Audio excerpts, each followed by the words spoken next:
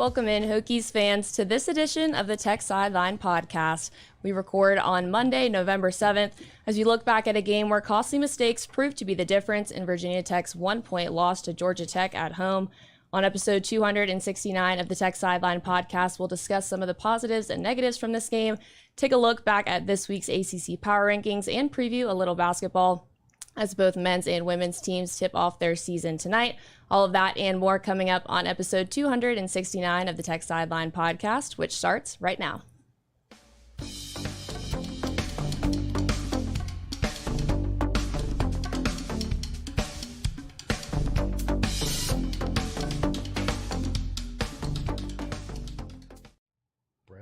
We welcome you in whether you are listening or watching on YouTube. If you are on YouTube, make sure to like and subscribe while you're there, and also turn on the notification bell so you don't miss any future podcasts. Want to let you know that this edition of the Tech Sideline Podcast is presented by First Bank and Trust Company. Who you choose to bank with can make all the difference in your overall experience. First Bank and Trust Company is the bank that puts you first. Visit www.firstbank.com to learn more. Let's introduce the crew for today.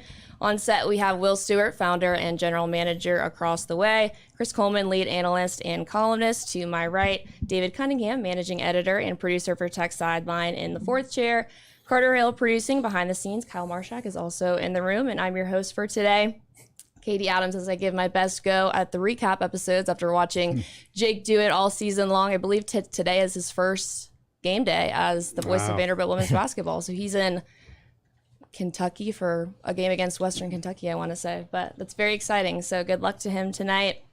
A lot to talk about today, so we'll go ahead and get right into it, starting with the offense. Similar to last week, they started off slow, couldn't get anything going until the second quarter where they scored 20 unanswered points, but that ended up being the only quarter where an offensive touchdown was scored and again struggled to put up points late in the game.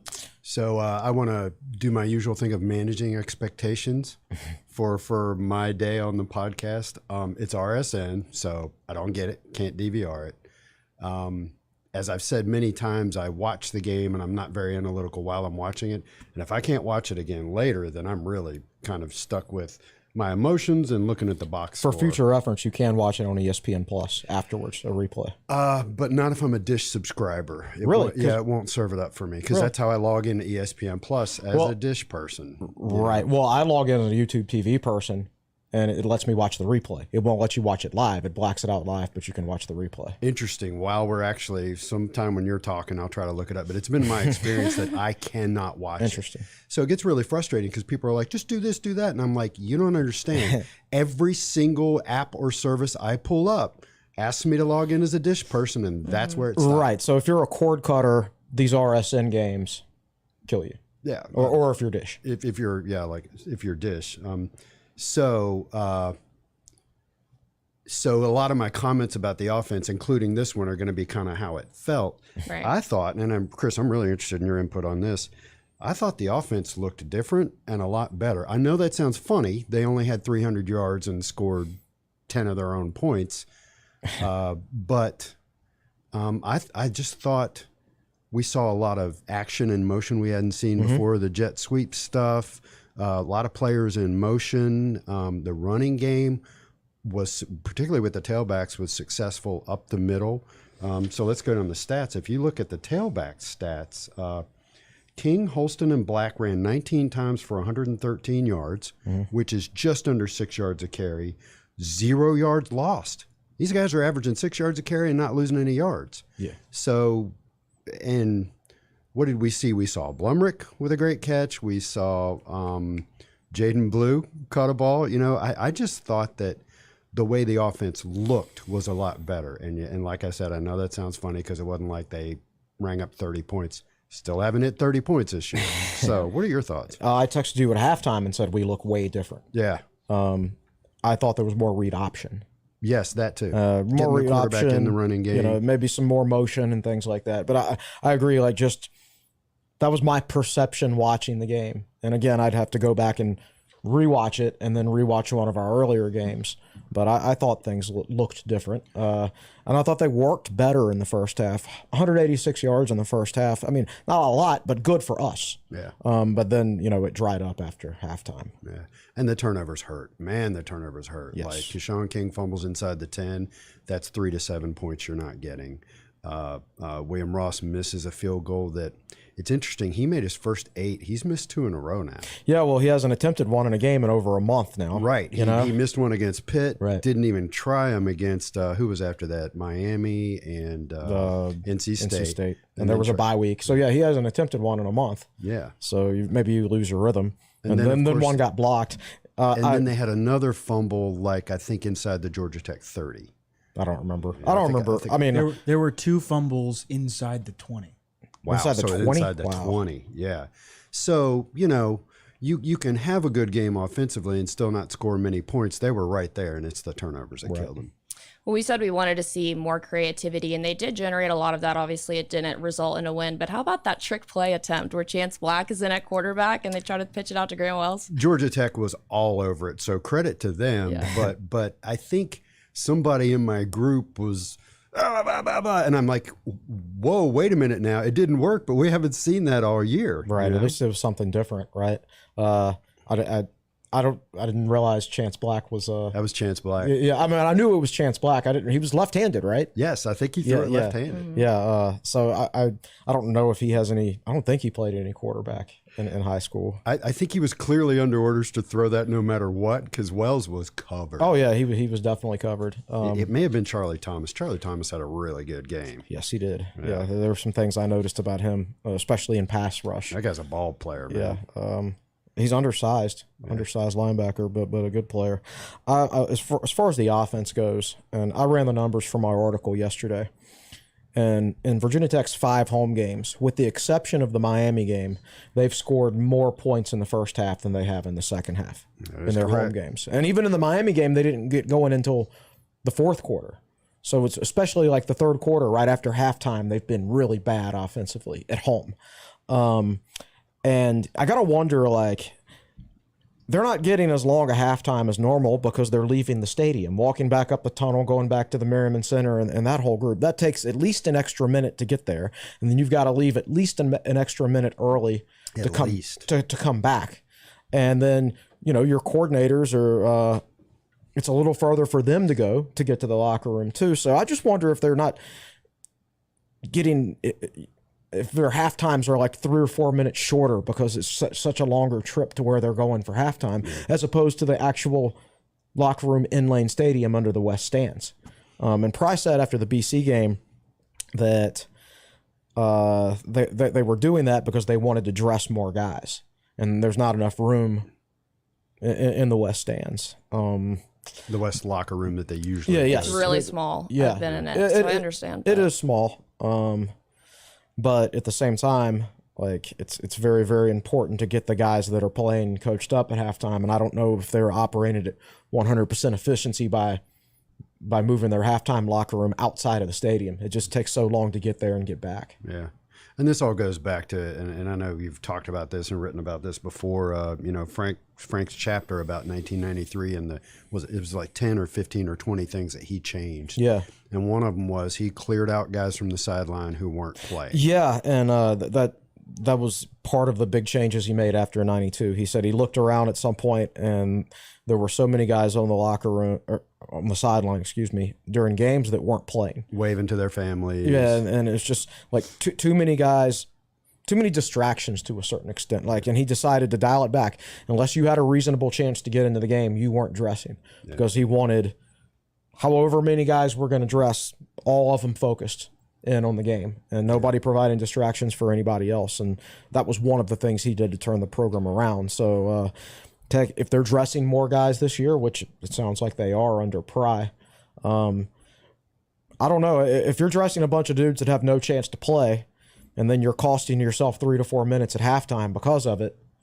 I don't think you need to be dressing those dudes. Is it worth it? Here's the counterpoint to that.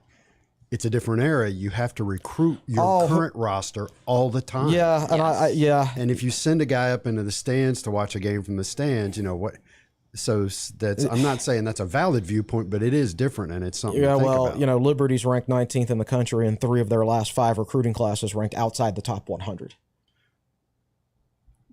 Something we could get into. Yeah, come on now. So the other thing that makes me remember is going to the 97 Gator Bowl when Tech ran 65 guys out on the field, and North Carolina ran over 100. And they all look like NFL players, and that's just a random comment. It has nothing to do with current stuff.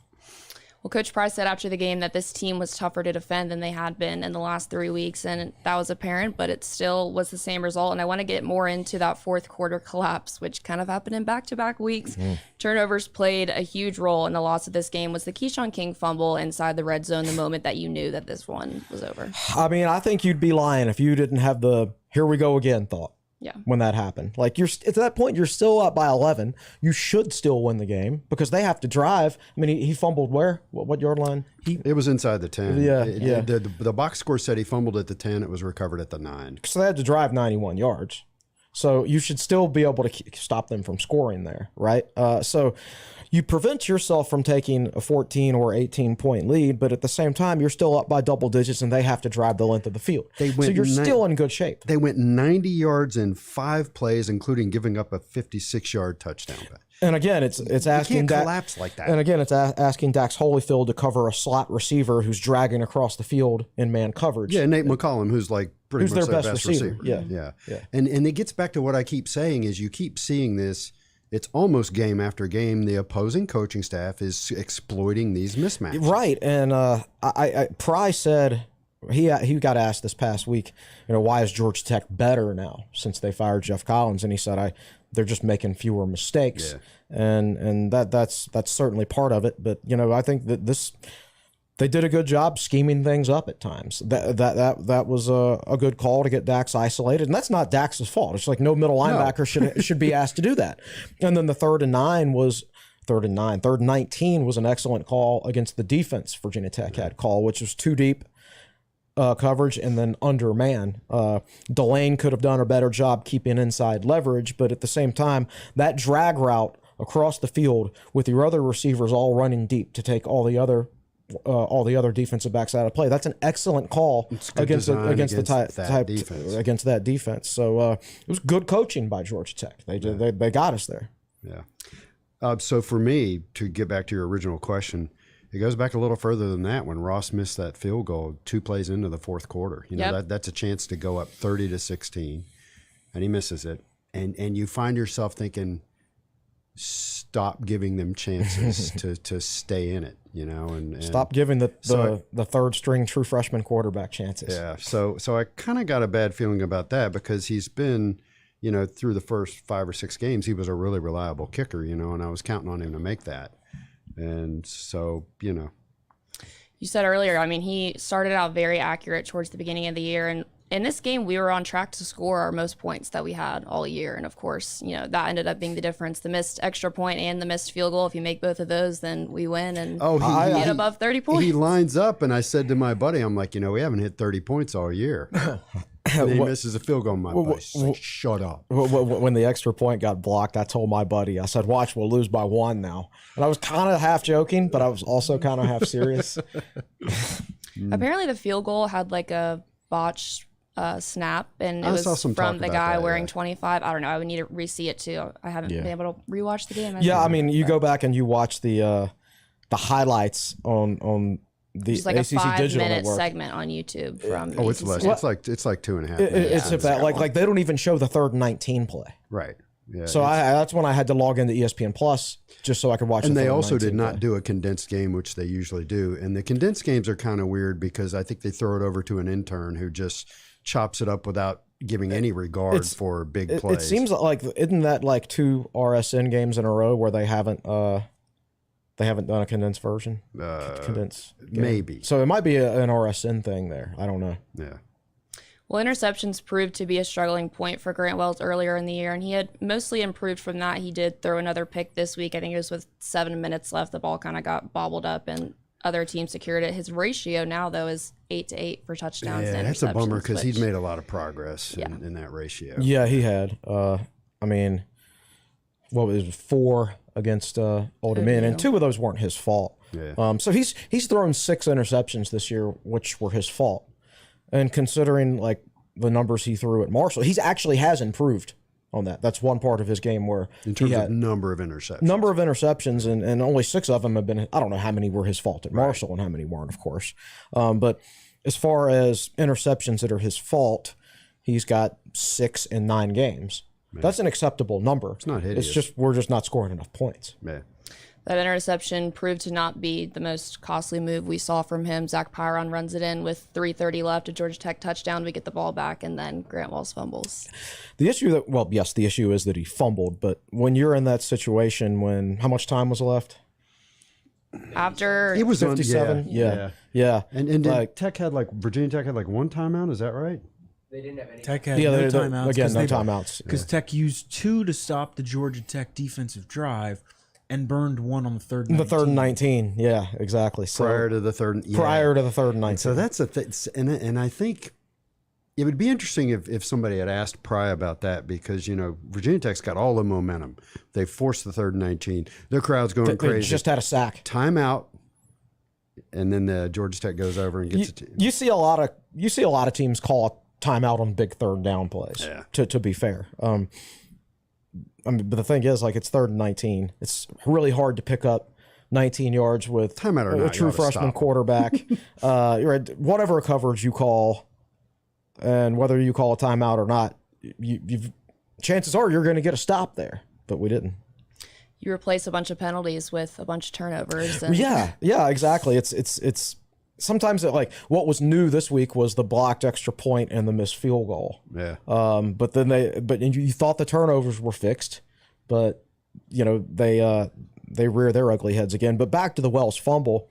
The point I really wanted to make there is don't fumble. But the main thing is, like, he's got to be coached there. Like, man, unless it is a wide open, you need to throw that football away. Because if you run and you scramble, I mean, if you don't pick up the first down, the clock's going to keep running, and we don't have any timeouts. Yeah. So that's what's got to happen there. Is he's got to throw it in. He's got to maybe try to get outside the pocket and throw it away. But and I think Virginia Tech's field position was actually pretty good. Virginia Tech was at its own 42. Yeah. It was so did they start that possession at their own 42, David? Yeah, so they had a chance to get 55 seconds left to go. That's plenty of time. Tucker Holloway had an 18-yard punt return that set it up at the 42. Yep. When do we get to talk about Tucker Holloway? I know. I'm going to move on to special teams as soon as the offense is done. I know we all want to talk about some of the positives from that game, that obviously being one of them. One more note on the offensive line. We knew that their defensive line had an edge against our offensive line going into this game, but really the protection on Grant Wells was not good. He was sacked 5 times, or it was the second most this season, only under Miami, which had 6. So not a good day for him. It was not a good day, and we were talking earlier in the year about how good Tech's pass protection had been, and now it's not as good. And a few of those are on Wells here and there, but for the most part, they're not blocking well. I mean, I remember one where Charlie Thomas came through and just bullied Jesse Hansen out of the way, just knocked him out of the way and made the sack. Charlie Thomas is 207 pounds. Yeah. I mean, he's way too small to be playing linebacker, but yet he's knocking Virginia Tech's starting left guard. Just not if he goes in and beats him with athleticism, that's one thing. But he just physically shoved him out of the way and went back and sacked Wells. Which is a technique issue that tells you Hansen got his feet not quite right. Exactly. That's another thing. Like Tech was 3 of 6 on 3rd downs in the first half, and just 1 of 6 in the second half. And some of that I'm sure is a down and distance type thing. All right, let's talk about it. We haven't had this much excitement since 2017 when Greg Stroman ran one back against UNC, but Virginia Tech officially has themselves a punt return man in Tucker Holloway. This kid had himself a day, setting school records and all. He's fast, and he's got a good frame. I've always been high on him because his only other Power 5 offer was from Iowa State. Right. And I consider Matt Campbell to be one of the best evaluators of 3-star talent in the country, like him and Dave Clawson probably, with what they've gotten out of their programs in comparison to their recruiting rankings. So I've always been high on him. I think he's filled out his frame a little bit since he arrived in January. He's an intelligent guy. Offers from Vanderbilt and all the Ivy League schools, right? So good player. He's earned it. Like a popular question that the last couple weeks has been, well, we're not very good, so should we just throw the young players out there just to see what they could do? That's not the culture you want to set. The culture you want to set in your program, especially in year one, is to get on the field and play, you have to earn that playing time. You have to outperform the other players at your position in practice, and then we will put you on the field. He has earned his playing time. He's outperformed the other guys that have been working at punt returner. He didn't have anything handed to him, so he's earned it. Now, the caveat, of course, and we said this in the game preview, Georgia Tech's punt team is probably the worst in the whole country. Like, they've had 4 or 5 blocks this year. I think they've given up a couple of returns for touchdowns. So they're keeping more guys back because they're so horrible at preventing teams from blocking punts that it's hurting them in coverage. So we said there was going to be room. He was going to have a few chances in this game.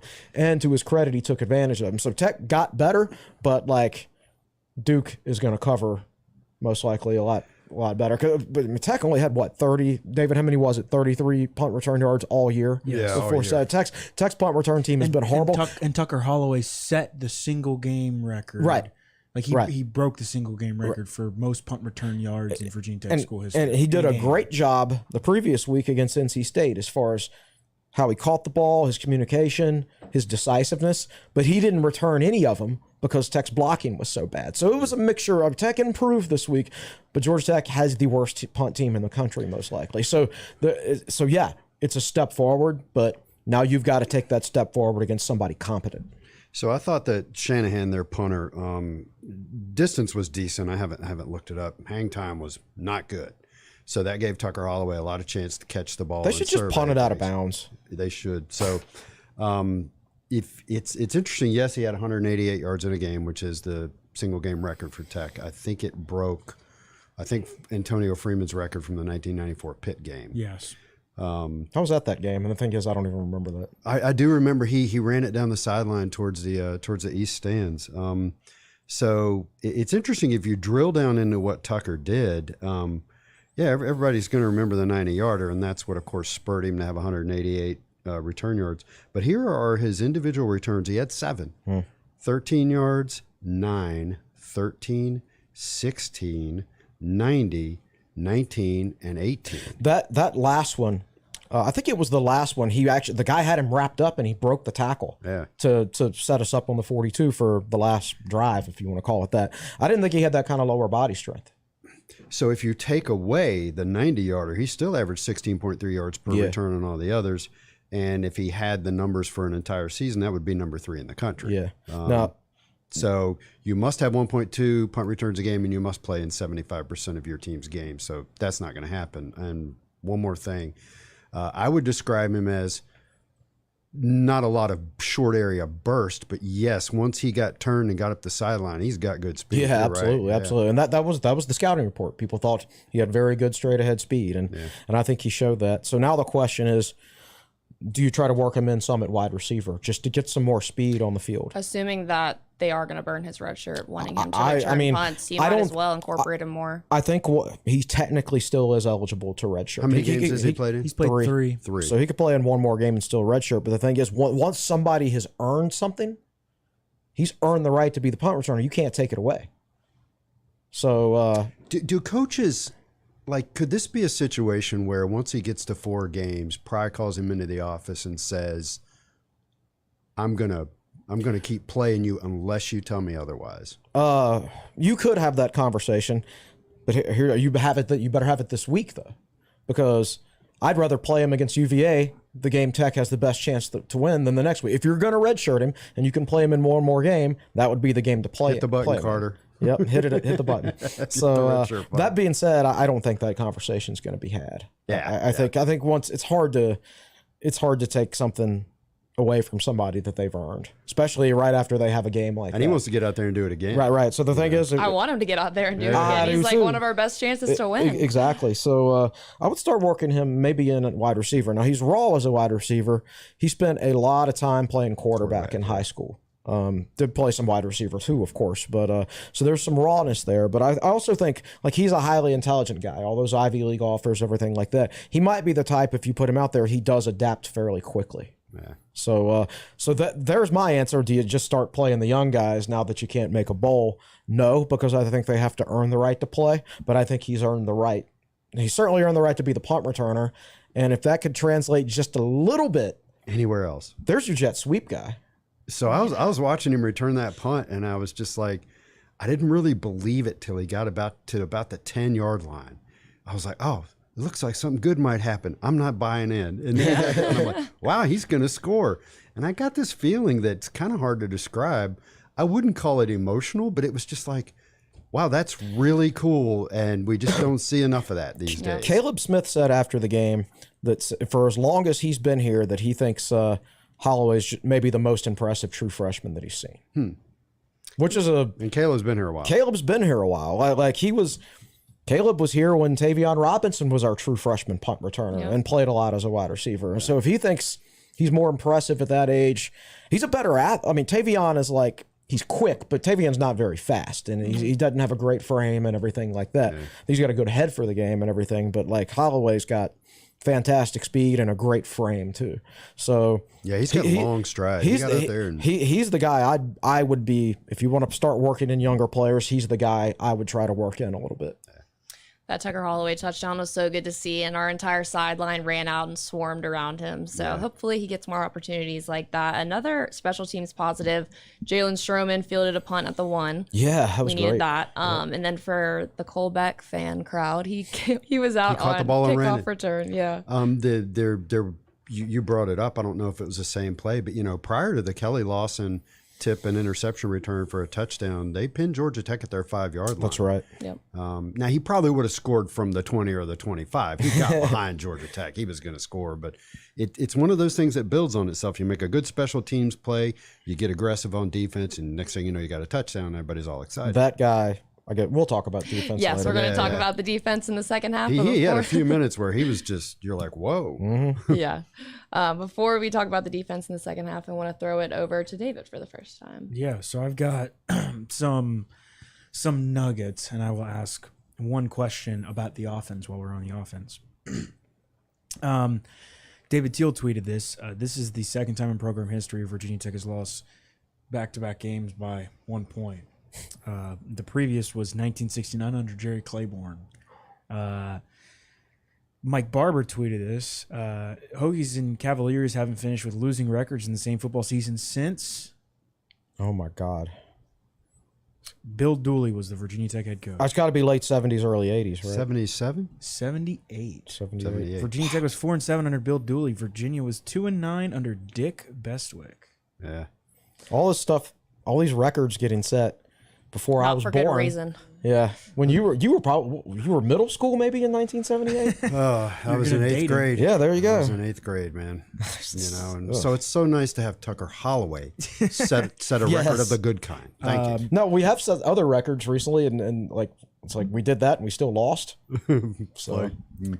Yeah, first time I texted you guys this after the game. First time Virginia Tech has scored in all 3 phases in a game and lost since 1998 at Syracuse against Donovan McNabb. Yeah, and as much improvement as Georgia Tech has made with Brent Key, they are no 98 Syracuse. So I don't think Zach Pyron is Donovan McNabb. Not quite. He did look pretty good though.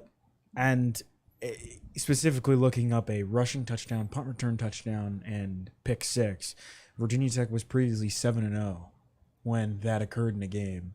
And I also think it's important to point out on the offense that, and I asked Brent Pry about after the game about this, Tech had only had 3 fumbles lost coming into Saturday's game, and lost 3 fumbles in the game. Some of that's Georgia Tech too. Now that's one thing they've been doing well all year is forcing turnovers. Yes. So I guess that makes sense why. Was it our most turnovers in a game? Well, technically 5 against ODU. Yes. Okay. Yeah. That's true. The interceptions. And I got one question. So Steve Bryce asks, how can Tech staff realistically go into 2023 and 2024 with a quarterback with a 47 quarterback rating? Well, I don't think they go into the next season with that. Well, even if they don't, I mean, he and Jason Brown were their chosen guys this year, and Wells has been average, although his advanced stats are better than his regular stats. And I'll get into those and inside the numbers later this week. But even if you do decide to replace him, so you've got Wells, who's average-ish, and Brown, who hasn't been able to beat out Wells. So do you trust him to go out and find somebody better? You can go out and start all over again with somebody else. And I think if they're not, I don't know if we're putting everybody in the right position to succeed this year. If that happens again next year, then you have a brand new quarterback who is being coached the same way. Do you get better? Some of it depends on who's available in the portal.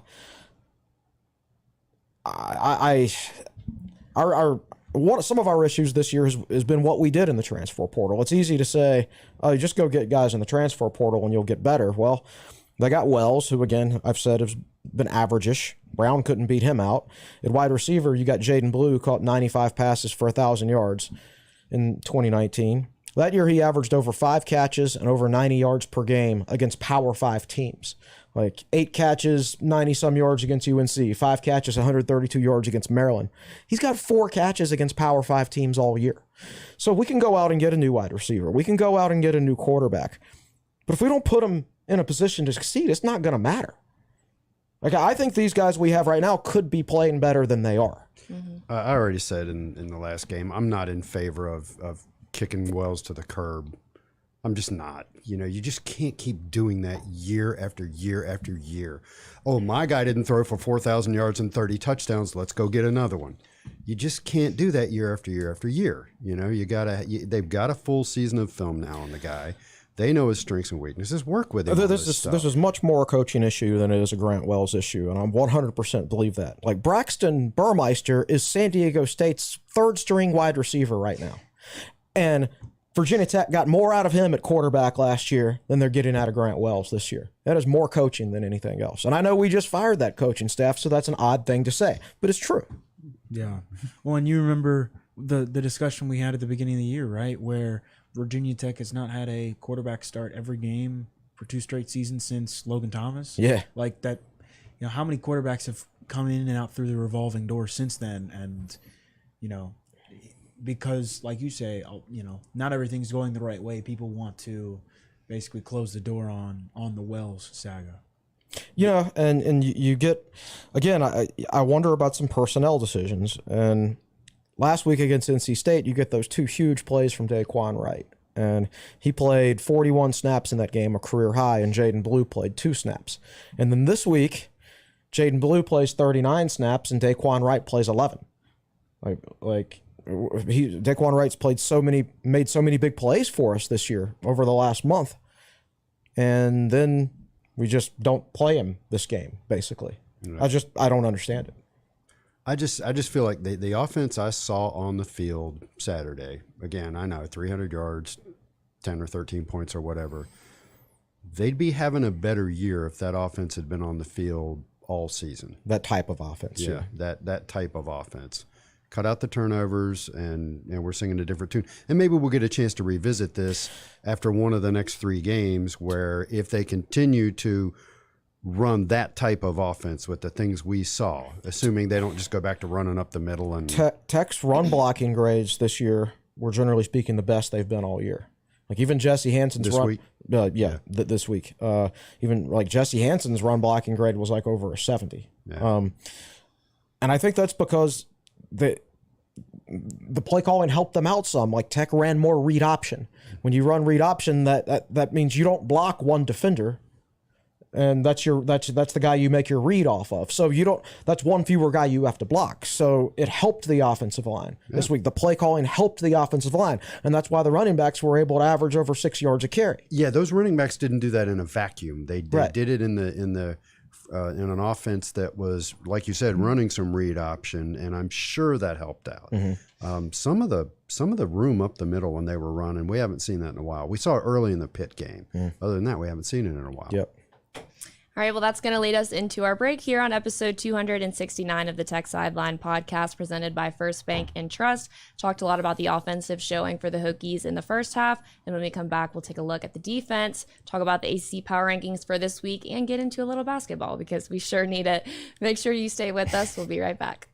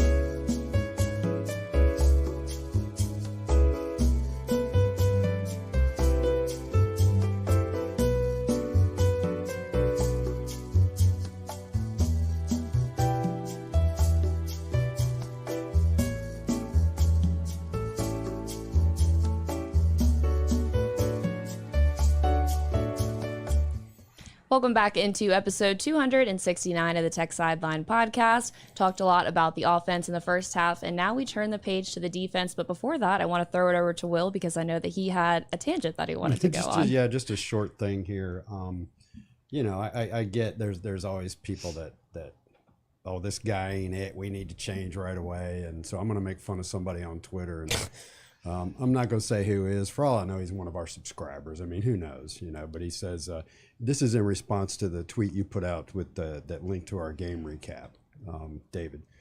Admitting a mistake and rectifying it as quickly as possible is always the best course. Fry ain't it. It's obvious. No coach has ever started like this and then corrected. Fry. Have you met Frank Beamer? And who's the coach at Iowa? Is it Ferentz? Ferentz. He started out 1-10 at Iowa. If you're going to use words like never and always, you better come correct. You don't throw those words around and reveal yourself to. You do if you're on Twitter. Comment. You do if you're on Twitter. So, anyway, I just wanted to say that. All right, let's talk about. I've been relegated to the fourth chair. Alcohol-fueled Twitter comments. You relegated yourself to the fourth chair. Alcohol. Let's talk about the best thing to come out of the defensive performance from Saturday was the Kelly Lawson pick six. He jumps up, bats the ball down, secures it, and has a nice short lane to the end zone. I think he showed on that play the raw athleticism that is why they're so high on him. And not just that play. There were some other plays he made. He batted down another pass. I remember he chased down one of their guys who looked like he had an angle to the outside. So I think he should flash the athletic ability of why they're so excited about him. And he's very, very raw. You got to understand that when he was junior in high school, he missed half of that season due to an injury. And then his senior season was cut in half because of COVID. And then his redshirt year at Tech, he was a wide receiver. So he is a very, very inexperienced linebacker. And he was banged up at the beginning of this year. He had surgery and missed most of the preseason. And he's been working at two different linebacker spots, which I don't think... Sam and Will. Yeah, which I don't think gives him a good chance to succeed. But, he's actually further ahead than he should be when you consider all of that. So I thought, considering all those constraints that he's had over the last few years, I thought he was fantastic the other day. And I know you can probably look at the film and find plenty of freshman mistakes, but you can see the upside clearly. Yeah, he was great. We got a chance to chat with him after the game. He was great to chat with. He's a awesome kid. And it kind of goes back to that thing where Tech hasn't had any takeaways this year. Yeah. Dead last almost in the NCAA in terms of takeaways, and then Kelly Lawson goes out there and makes a big play and gets an interception. He's a really hard-working guy, I've heard. He made great progress in the weight room in his redshirt year. He came in at 200 pounds. Now he's 215. I mean, he's still skinny for his frame, but, I mean, that's a good, solid weight gain for your first year in the program, so I'm really pleased with his progress. Yeah. Pry said, I asked Pry about Kelly's interception after the game, and he said, you saw his length. It was very apparent. He's been a guy that's been banged up a couple of different things, and he keeps battling back. I was happy for him to have some success out there. I thought he really tracked the ball well. He kind of jumps out at you the way he can cover ground and track ball carriers, but the ability to knock the ball and then catch the ball and then athletic enough to recover and get in the end zone, those are some of the game changers we've been missing. Yep. Speaking of picks, Armani Chapman almost had one in the first quarter, which was killer. It was a similar spot, but on the opposite end of the field. And if he catches that ball, he's also gone for a touchdown. I think it was on their second drive, and they started out running a bunch of wide receiver screens, and we just totally shut him down. And we were ready for him. We were ready for that one. And yeah, if he had stayed on his feet, he kind of dove at it, and he didn't need to. I don't think he realized it was going to be. If he just kept running, it would hit him right in the chest, and he probably could have gone. stood there. Yeah, and just planted, put his hands up because it would have come right to him. And then, 2 or 3 plays later, they scored a touchdown. Yeah. Shamari Connor also almost had one, so it's tough to think back at all the what ifs from this game.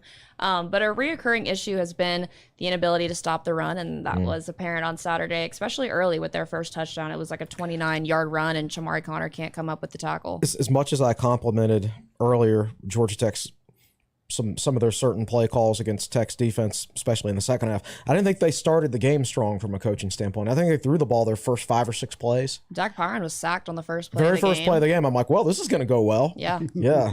And then they ran a screen after that we shut down, and they're just trying to throw it all over the place early with a true freshman quarterback on the road, and it didn't work. But then once they finally got some balance to their offense, it improved. It was disappointing because like Georgia Tech's offensive line had been so bad this year. So I don't think Tech's defensive tackles played pretty well, but other than that, I don't think they played a particularly good game up front. You know, like you said, missed some tackles.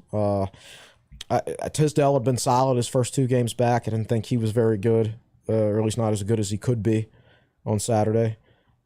So it's disappointing just from the level of competition that Tech was facing. Georgia Tech's offensive line has been bad this year. Yeah. No, some of this issue is Tech's offensive line depth. Like, I'm disappointed. Like, I think the Tech did get 3 sacks, but they didn't generate consistent pressure against one of the worst pass blocking teams in the country.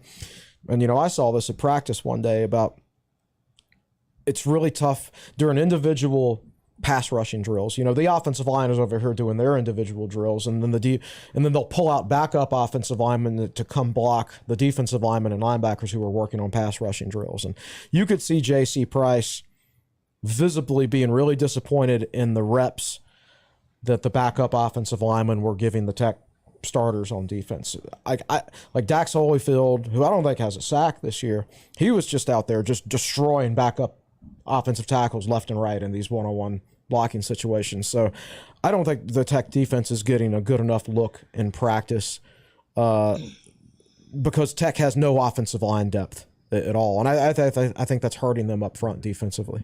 Yeah, I think, I think one of the big things in this game was, like, because Tech had that stretch there in the second quarter, kind of like that NC State game where Georgia Tech punted 4 times in a row. Yeah.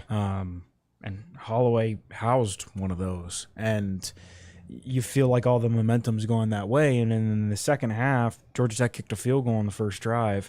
And then they scored, 2 touchdowns in the fourth quarter. And to me, it felt like the Tech's defense was fine for a while, but it wasn't like they were doing anything special. It was like they were holding their own, and Georgia Tech isn't necessarily a good football team, so Georgia Tech wasn't necessarily making big plays, and then it just needed, one flip of a switch, 3rd and 19, and it was the before when it was 27-16 Virginia Tech. Virginia Tech's defense was playing at about the level I thought they would play. I picked Georgia Tech to win 20-17, so they were on pace at that point to score 20 to 24 points, something like that. So I wasn't disappointed at that point. Again, the Tech defense didn't break down really until the Hokies got a 2-score lead. Yeah. I want to talk about the quarterback because it wasn't the guy that we expected to see. Earlier last week, you all made your picks based on the fact that we thought it was going to be Zach Pyron and then it was going to be Jeff Sims. I wish it had been Jeff Sims now. Yeah, I know. Well, apparently you picked them. You picked Virginia Tech to win thinking that Pyron was going to play and then switched it when we thought Sims was going to play. And then it ended up not even mattering. Yeah. Because they lost either. Yeah, they lost anyway. Second week in a row. we all picked Georgia Tech, by the way. No, when Chris sent me the the preview. original I know. preview. Yeah, exactly. Second week in a row, A true freshman quarterback who was originally going to redshirt has to come into a game against Virginia Tech and play the leading role. Yeah. And for the second week in a row, Virginia Tech has a double-digit lead. And for the second week in a row, Virginia Tech loses by a point. I said before the NC State game in my preview that the Hokies had a golden opportunity because there was a good chance they were going to be facing backup quarterbacks for 2 weeks in a row. And at that point, Virginia Tech was 2-5, and they really had a chance to get to 4-5. And then, if you can, right, and if you can beat UVA, you can get to 5 wins, and maybe you still won against Duke or Liberty, or maybe you don't, but whatever. 5 wins sounds a lot better than 2 or 3 wins, right? And they just didn't. It was right there in front of them, and they just broke down again when they got a 2-score lead. And it's not Keshawn King's fault. It's not Dax Holyfield's fault. It's not Mansour Delane's fault. It's like not any individual's fault. They just keep doing this. Like Keshawn King, other than that fumble, played a really, really good football game. And next week they could find themselves in another dogfight. And if history shows, they'll end up losing in the fourth quarter, but it'll be somebody else next week. It'll be something different. Yeah, I think it's kind of back at the beginning of the year. Brent Pry mentioned after the game, I think it was against Old Dominion, that in a close game, Tech kind of panicked that the guys just were playing stressed. And I can understand that when you're playing a handful of guys, first game of the year. Pry was asked about it again after the Georgia Tech game. And he was like, no, I just don't think they're playing with a lot of confidence in those late game situations. And like, if they're not, that kind of goes back to just the coaching and the way that they're like playing in those moments, because Virginia Tech did not play poorly defensively in the first 3 quarters. But then all of a sudden, light bulb comes on. Same for NC State. And they make Georgia Tech look like miracle workers. And it's not even the fact that, Virginia Tech doesn't have Dorian Strong, doesn't have a lot of defensive back depth. But all of a sudden, against a poor offensive line, they're not generating barely any pressure. Pyron looked like I don't know, maybe Lamar Jackson out there. Didn't look like a true freshman. No, I mean, he, I don't remember what the touchdown was, but it was like he pulled it down and ran for like 12 yards or something. Put his shoulder down. 9. Yeah. Yeah, I mean, like, Tech just looked completely lost. Like, they didn't even expect him to run it. And then he just, waltzed 9 yards into the end zone. And we were kind of chatting about it after the game, me and Andy Bitter, and he wrote about it a little bit. Just, that's 2 blown double-digit fourth quarter leads. Against true freshmen. Against 2 freshman quarterbacks. Who were supposed to be redshirting. Like, and as much as the offense has impacted the wins and losses, the defense is supposed to be Pry's specialty. Like I think, and Pry did, after the game, Pry was like, I take responsibility for this. And He did. He said, I own it. He's like, owning up to it. But it's still kind of mind-boggling. Like, this is a defense that has not been bad, has not necessarily had a bad 4 quarters all year, but all of a sudden is just in the fourth quarter just letting leads slip away. Price said he made a bad call on the long touchdown against He did. Dax. I can read that quote if you want. Yeah, sure. Price said, and that was the 3rd and 19. No, sorry, that was one the over Dax was the 50. That was the 56-yard touchdown. Yeah. And he said, give me a sec to find it. Price said, here we go. Because he was asked specifically about the defense in the fourth quarter. And he said, I think we tried a little bit different coverage concept. I think the first one was a bad call by me. That was the 56-yard touchdown. He had too long to throw the football. That's been a little bit of a thorn in our side. We're not winning enough one-on-one battles. The blitzes we're dialing up don't get home enough, particularly at the right time. And then we went to an underman coverage on the last one, the 3rd and 19 conversion, where they converted. We should be inside leverage and have a chance to certainly minimize the gain, and we didn't get it done. We changed some things up from a coverage standpoint to try and be better and do something different, and it didn't work out. I was just looking up to see if the weekly ACC football awards were out, because I know last week MJ Morris won Rookie of the Week, and I was curious if Zach Pyron was given the same accomplishment. MJ Morris might win it again. Played great that's against what you're right. I thought that too. Yeah. Zach Pyron was hard to defend on the ground and through the air. They trusted him to throw the ball a good amount, but unfortunately, Riley Leonard is going to be even tougher to defend next week. We'll talk about that on Wednesday, but Duke's starting quarterback has been a threat on the ground. I mean, he broke off for a 60-yard rushing touchdown against Boston College. I was at Bull and Bones having dinner, and I saw that play, and I'm like, oh, man. Because I hadn't really watched Duke play this year, and I was like, that dude's going to be a problem. Who's Liberty's quarterback right now? Is it Brewer's brother?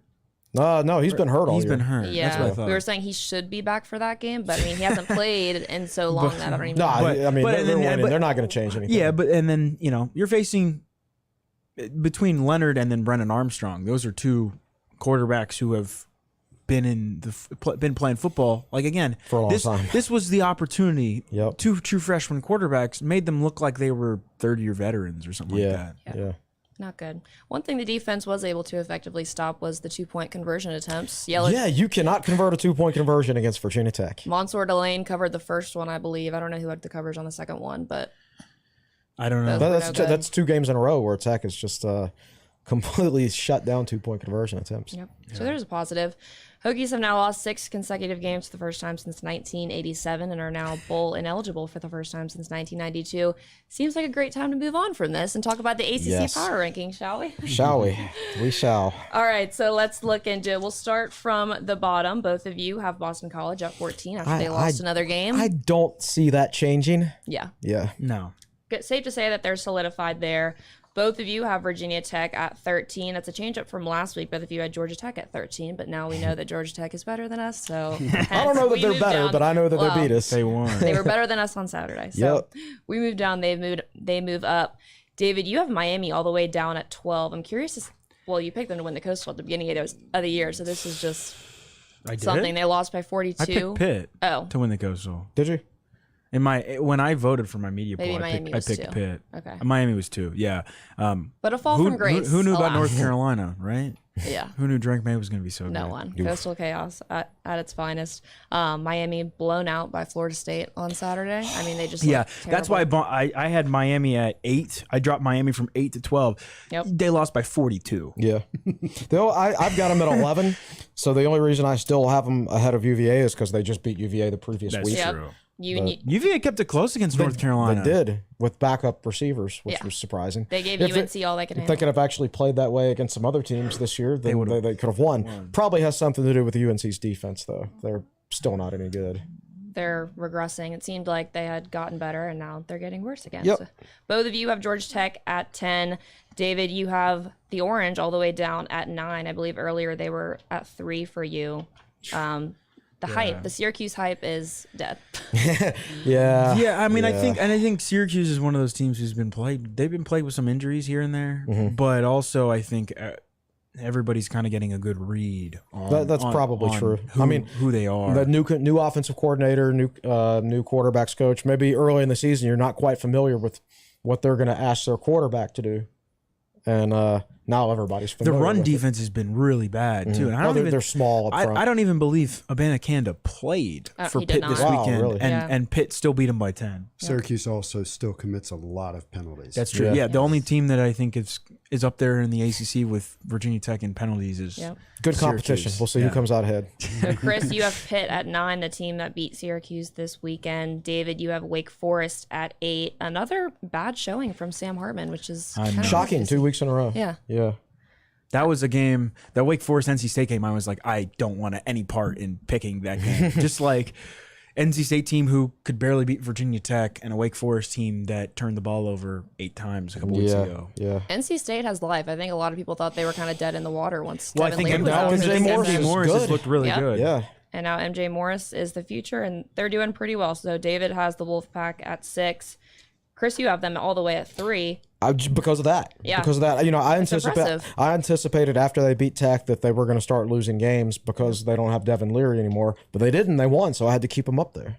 Both of you have Louisville at 5. That was a tough spot this weekend. I thought that JMU might pull it off, but Louisville looked pretty good. 24. Louisville is the most improved team in the ACC since the end of September. Yes, they're really good at home. They lost to Boston College. Yeah. And you guys, And Will, I was going to say, Will has attached our initial power rankings from October 3rd when Louisville was 14. Yeah, buddy. And that was right after they lost to Boston College. Deservedly so to be 14 after that. Yeah. Curious to see how Louisville fares this week. I know they traveled to Clemson, so facing an angry Clemson team. And That's an angry Clemson team, but can they actually do anything about how bad they are on offense? Yeah. I mean, you God, can it's be angry crazy all you want if you're how not. poor the ACC is. Yeah. You will, we'll touch on that when we get to the top of the rankings. Yeah. Yep. So Chris, you have the Noles at 4 after that 42 win. They're against- trending up. Yeah. They're trending up. They're looking good. Mike Norvell has them in a really great spot. David, you have the Blue Devils at 4, so a 4 versus 13 matchup this week. That's unfortunate. Sometimes that's a good game in the NCAA tournament. Yeah.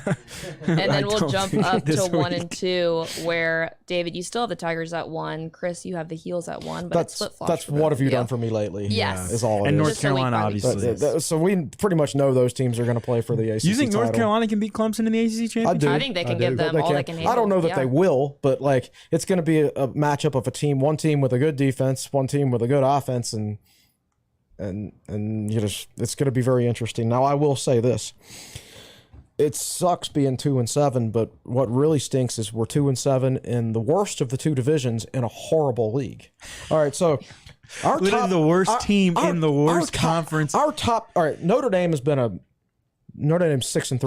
They're 3-0 against the ACC, and they're 3-0 against everybody else. They do not lose to ACC teams. Period. So they played But they'll lose to Carolina Marshall. and Clemson. And Syracuse. So they played the top two teams in the ACC plus a 6-3 ACC team, and they hammered all of them. Yep. They beat Clemson by 3 touchdowns, despite the fact that their quarterback only completed 9 passes for 85 yards. That's how inept the This ACC's is also the same best team is. that lost to Marshall. Right. Yep. Right.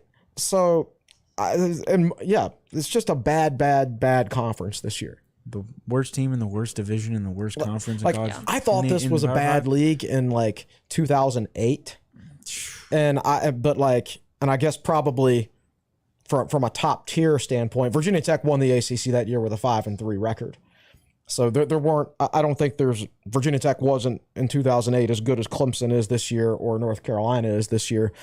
But I do feel like there was maybe some more better depth in the conference back then than more it was. parity. Yeah. So this is just, when your top two teams getting bludgeoned by a team that doesn't have a quarterback and who has been completely mediocre against everybody else they've played, this is rough. Well, it's amazing to me, like NC State, even with Devin Leary, wasn't really good. And, Wake Forest has fallen off and Syracuse has fallen off. Yet somehow, I think the AP voters probably I'm interested to see what happens when the college football playoff rankings come out. Yeah. But like in the updated AP poll, like there's still a handful of ACC teams ranked. Now, to be fair, NC State is, not fallen off as I think a lot of people expected without Devin Leary, with MJ Morris. But the fact that Wake Forest and Syracuse have just dropped off a cliff. Miami's being typical Miami, but there are all these teams that had like somewhat good expectations, and even Clemson, the one ACC hope for the college football playoff, just gets Safe destroyed. to say they will not be in the college football playoff crushed. this year. Imagine if they had been. Imagine if they play somebody like Georgia in the playoff. Oh, Well, that's why I'm glad that they lost this, because I didn't think that they deserved to be there. No, I don't think. You knew what would happen if they did. Yeah. If they did get there. Yep. Yeah. A really great weekend of football, though. I believe 3 unbeaten teams all lost. Tennessee, Clemson. Who's the third? Good question. Forget. I didn't realize Tulane was 8-1. Yeah, they're having a decent year. Yeah. I tell you what, Champs Sports Bar went absolutely nuts when Alabama lost. when LSU won. yeah. That was awesome. I tell you what, that good on Brian Kelly for going for 2. Yes. I know. I was kind of shocked. That dude, he's maybe the most dislikable coach in football. Yep. But he can coach, man. He can really coach. He was very disliked after that Florida State loss, and now that win for Florida State is aging very well now that LSU is up in the top 10. So It is, isn't it? I think that'll wrap up this week's edition of ACC Power Rankings. And guys, it's officially basketball season. It truly could not come at a better time, if you ask me. Both men's and women's teams tip off their seasons tonight in Castle Coliseum. Starting at 5 p.m., the 13th ranked Kenny Brooks-led women's team plays Mount St. Mary's. Then soon after, the men's team plays Delaware State at 9 p.m. It's going to be a long night, so drink your coffee, your energy drinks, all of that. The 9 p.m. games are truly killer. Some big news regarding the game came out earlier this week, in the fact that Justin Mutz will not be available. He's serving a 1-game suspension by the NCAA for playing in a basketball game. Yeah, so I talked to a Virginia Tech spokesman at the football game on Saturday. Essentially, my understanding is Tech self-reported, and Mike Young's kind of just he went and played. Justin Mutz went and participated in a Tampa NBA kind of combine sort of thing, and what I was told was he technically loses his amateur status by doing so, and then if he were to come back, which he did, compliance basically fills out all the paperwork, hands it to the NCAA, and says he needs to be reinstated. And then the NCAA can do what it wants with it, and the NCAA decides, as it has around the country, not just Mutz. I think there was an Arizona State kid who got 3 game suspension. Maybe because he played in 3. Yeah, but Mutz got a 1-game suspension tacked on. Apparently, from my understanding, Mike Young's kind of just. It's whatever. It is what it is. It's Delaware State, right. And I do think it's going to be interesting because blessing in disguise. Yeah, I do think it's interesting because Virginia Tech will get to see what this team would have looked like had Mutz not come back. Yeah. Well, we're going to know more about the rotation, like who else is going to play the 4. Yeah. Like Right. I'm guessing tonight they'll start Basili at the 4 and they'll start Lynn Kidd at the 5. Yeah. Okay. So we'll have a better idea of what the rotation looks like.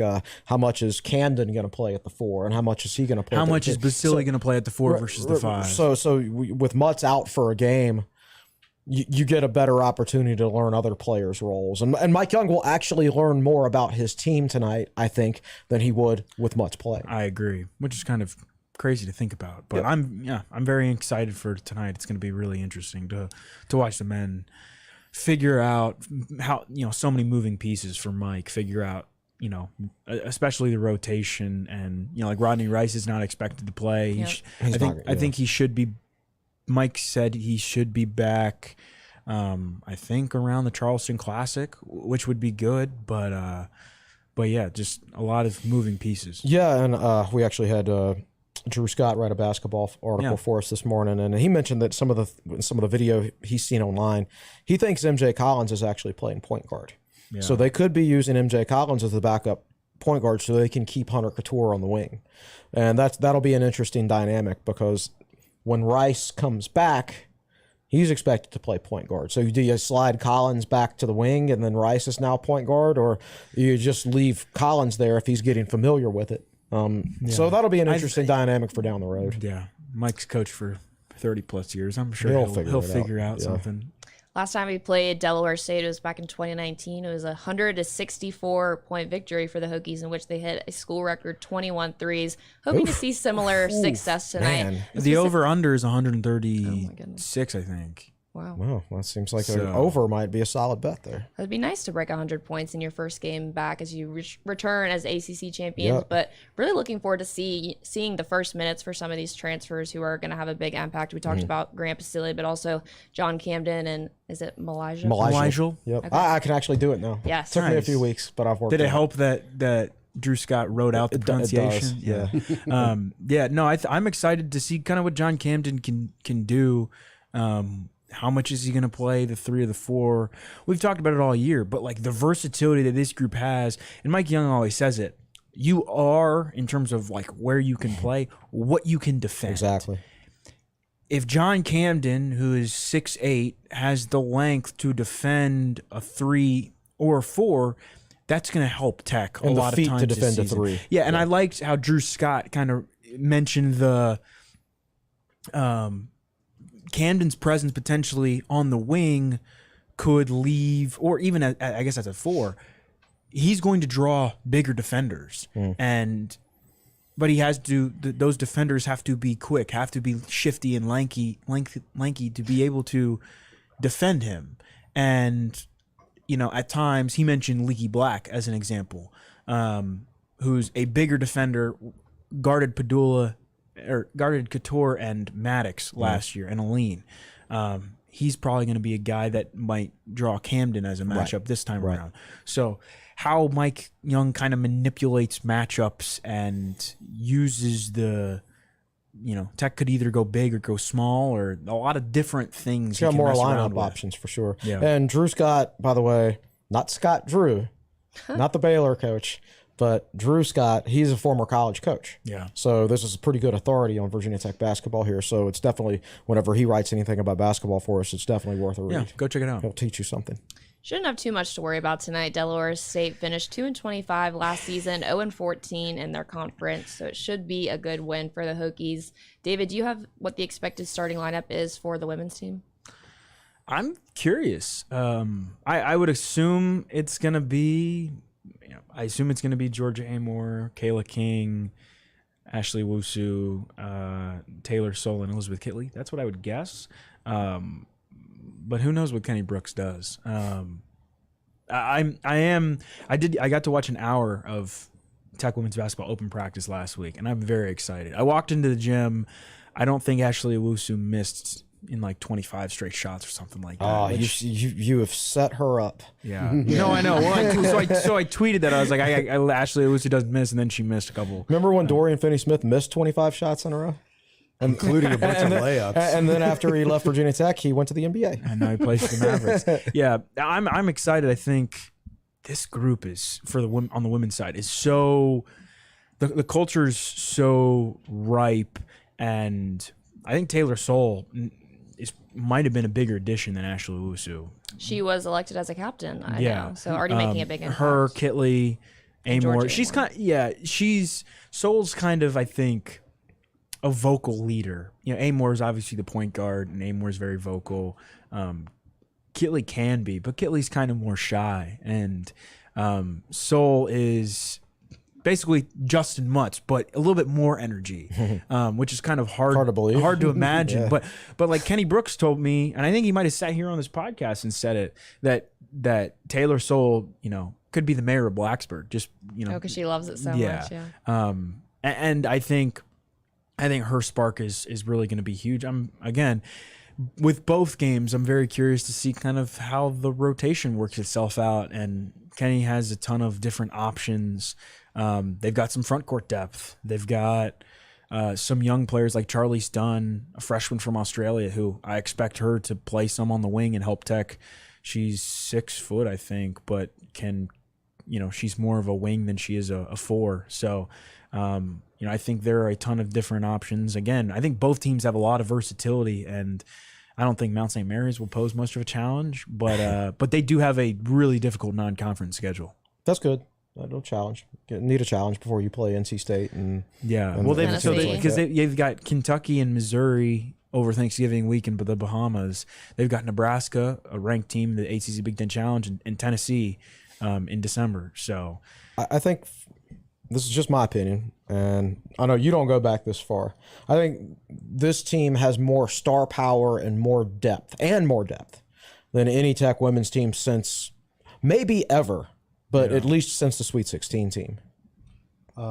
I think that's fair. Tech had some good players back in that 99 team that went to the Sweet 16. But yeah, I mean, I don't know. There was probably no Kitley on that team. The returning ACC Player of the Year. Yeah. I think Terry Williams was their star back then, if I remember correctly. Right. And Terry was a good player, and everybody liked Lisa Witherspoon. She was the embodiment of the tough point guard. And they had a lot of players that were just mentally tough, but in terms of sheer top level talent, yeah. And I don't know if any of those former players are out there listening and throwing rocks at the radio or whatever, but that's an interesting question. Yeah. Well, this would be the time in the podcast where we take questions from the chat. I don't know if you remember any, David, from when you were over there. If Will, you've gotten. I'm good. I got some stuff. So first of all, we got to start off with stat time from Scott Glessner. We should really have a graphic. We need to get him a legit graphic. We do. I got to put Gio Give him in his charge of creds. that. So the questions and things are all about football, of course. So Scott says, and this is one of those you don't want to hear it stats.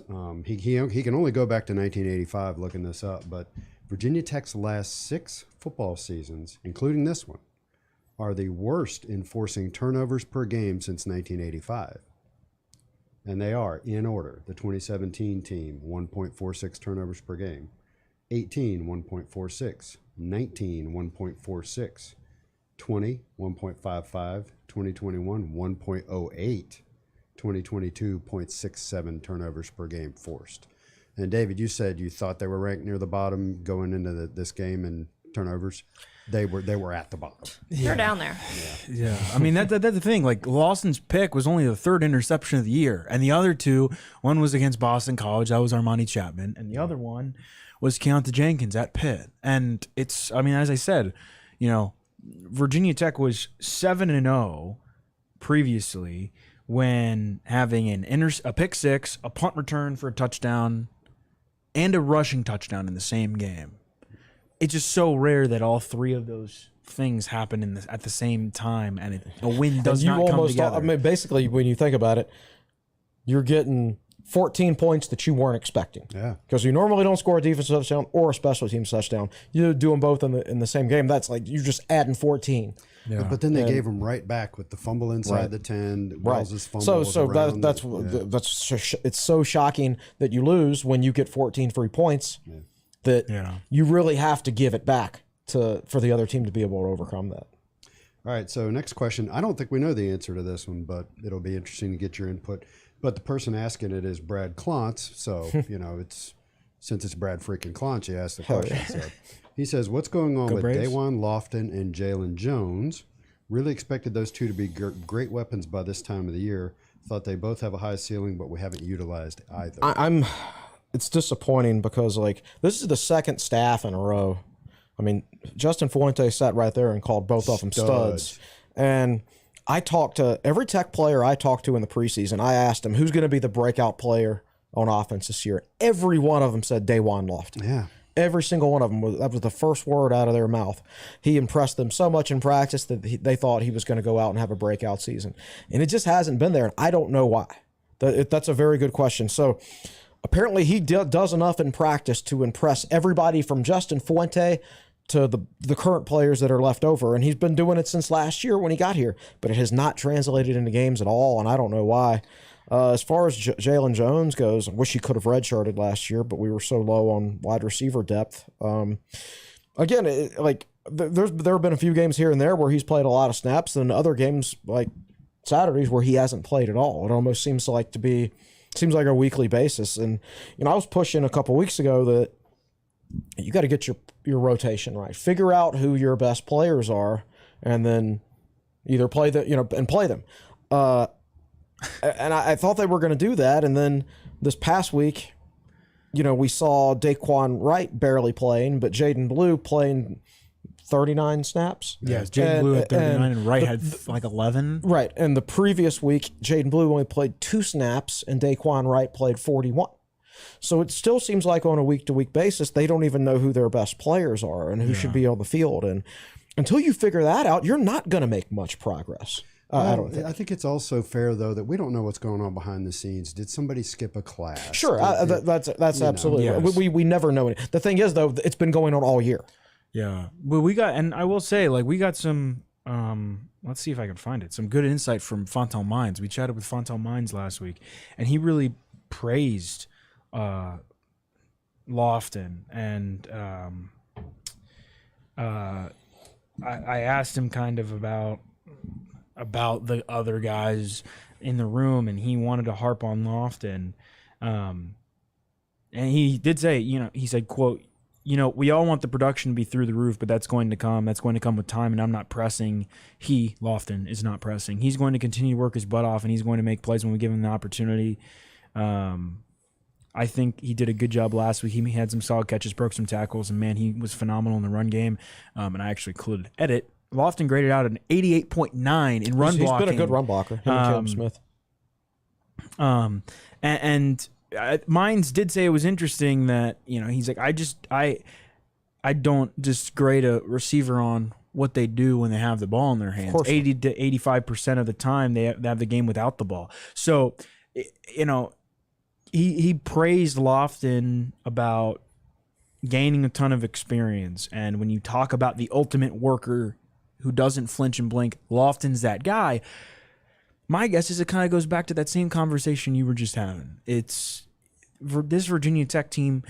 Everybody knows who Caleb Smith is. Caleb Smith is the guy who's going to consistently make big plays. He had that, big tiptoe catch on the sidelines.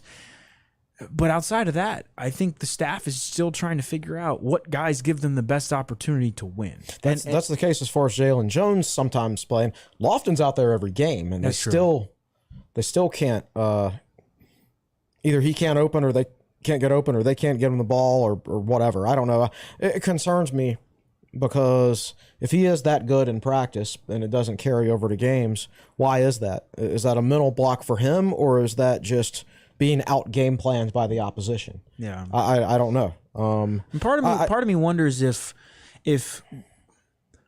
the offensive mind's not necessarily still trying to figure things out, and not just personnel, but what plays they run, how they use it. Obviously, Lofton should have more receptions by now. Lofton should be more involved.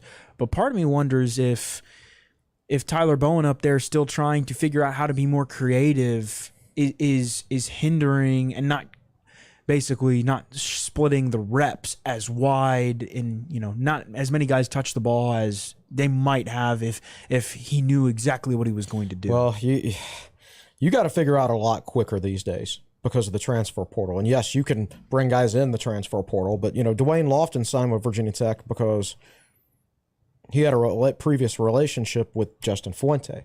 So his high school coach was coached by Justin Fuente at TCU. So that's that connection. So he comes all the way from Texas to come to Virginia Tech.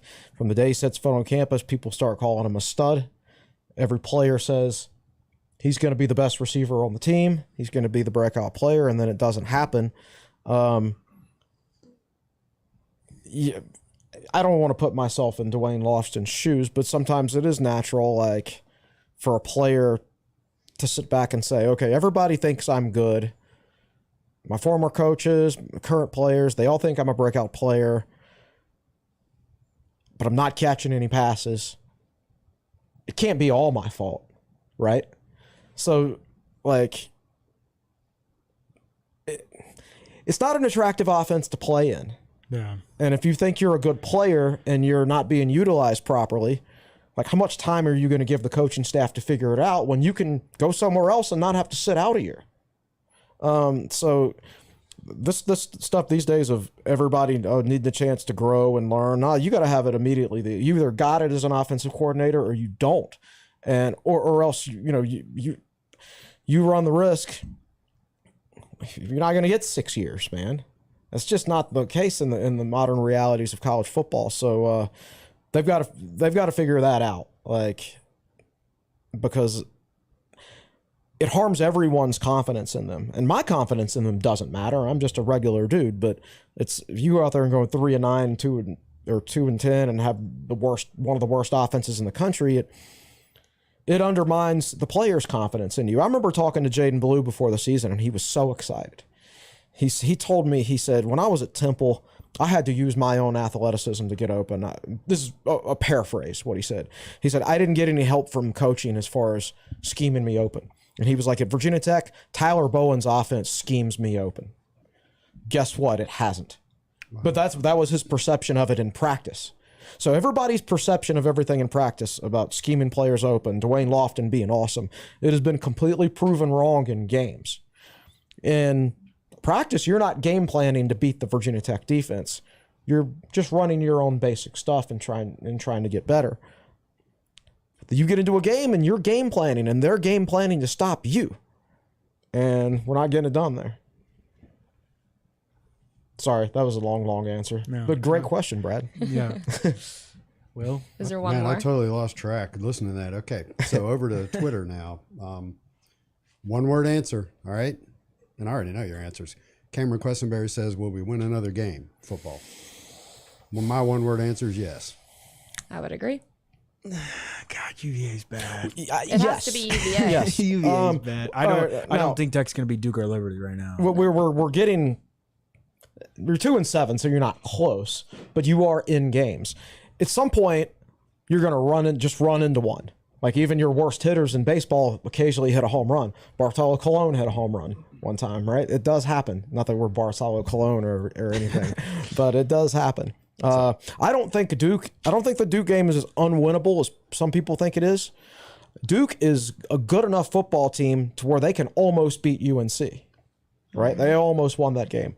They're also a bad enough football team where, like, Boston College gave him a dogfight this past week. That was with BC's backup quarterback. And I thought Hafley sort of coached BC into that loss. He called an onside kick late third quarter. I thought was a bad decision. Right. That contributed. Right. So it's not. I mean, they're getting the most out of their talent. Yeah. But I don't think they out-talent Virginia Tech. Yeah. If they out-talented Virginia Tech, then Virginia Tech wouldn't have beaten them by 31 points last year. Like, the talent levels on both of those teams didn't change that much. You could say, oh, but we lost Tavion Robinson. Yeah, well, they lost their best receiver who caught 74 passes. He was the best player on their team, and they lost him, and they've gotten better. Yeah. Talent level is not that drastically changed from one year to the next between these two teams. I will say. Right. So you guys are way beyond one word. Sorry. So, oh my gosh. So let's play this game, and we can kind of drag this one out, but let's try to answer it concisely. Jay on Twitter says, if we showed the discipline we had last season with turnovers and penalties, what would our record be? Would we have more wins this season with Fuente as the head coach? Well, I think the answer to that is actually yes. And kudos to Jay for not bringing up Hendon Hooker since he wants to bring up Fuente. So let's answer. If you showed the discipline had last season with turnovers and penalties, what would our record be? Oh, the ODU I think game they would would have have been a win. beaten NC State. I think they would have beaten Georgia Tech. So that's 2. And Old Dominion. Old Dominion. Yeah. So that's 3. So that's 5 and 4. Was the Miami game? Was there anything in turnovers and penalties there? No. That was honestly more Miami screwing up in the fourth quarter. Miami's the team that had the penalties in that Yes. game. Yeah. So you're looking at 5 and 4. And you can't expect to win every single close game. Right. So go 2 and 2 or 3 and 1 or something like that. So you're looking at either 5 and 4 or 4 and 5. Yeah. I think. The interesting thing is when you ran your Monday Thoughts last week and you compared penalties throughout the entirety of the last way back to 30 years, 1987. Like Fuente's teams were less penalized than Beamer's teams. Yeah. Like we had the less penalties under Fuente than either Pry or Beamer. And it's certainly like Frank Beamer is a Hall of Fame coach, right? So some coaches do some things really well, and some coaches do things not so well. And I think that the most penalized team since 1987 was the 1993 team, Which won 9 games. Yeah, they averaged something like, I don't remember. It was close to 9 penalties a game, and they went 9 and 3. Yeah. So. Well, thanks for the questions, Will. It's crossover season, so what's coming up on Tech Sideline? Well, I had the basketball article this morning. I've got nothing today because I'm covering a doubleheader tonight. That's right, Yeah. you are. So a recap article. Yeah, on those? I'll have a recap from the women's game and a men's game tonight. Nice. Regular football week Plus a little bit of basketball. plus basketball. Men are at home on Thursday night. And ACC banner night, right? Mm-hmm. ACC title I think championship. they're celebrating I think it they're doing it on. today I think and they're doing it on Sunday against William & Mary. Oh, okay. Oh, that's better. That's a weekend game. Yeah, so more people can be in town. So yeah, regular football week, regular. The William and Mary game. I'm actually going to be in the skybox, so I won't even be able to see the banner. It's going to be right You can below just me. turn and look to your left. But it's I guess it'll I'm be above below. it. I'm above it. Oh, you the can just banner. walk down the stairs a little yeah, bit. that's true. Yeah, no. I was hoping we'd get a Liberty game time as those usually come out right now, but haven't seen it yet. So in that case, it was another great episode of the Tech Sideline Podcast. Want to thank you for tuning in and thank everybody on set today. Will Stewart, founder and general manager of Tech Sideline. He's at Will Stewart TSL on Twitter. Joined us in the first half. Chris Coleman, lead analyst and columnist for Tech Sideline. He's at Chris Coleman TSL on Twitter. David Cunningham was in the fourth chair today, and on set, he's at The Real D Cunna. Carter Hill producing. Thank you, Carter. And I'm Katie Adams signing off on episode 269 of the Tech Sideline Podcast. Enjoy your week, enjoy basketball tonight, and we'll see you next time.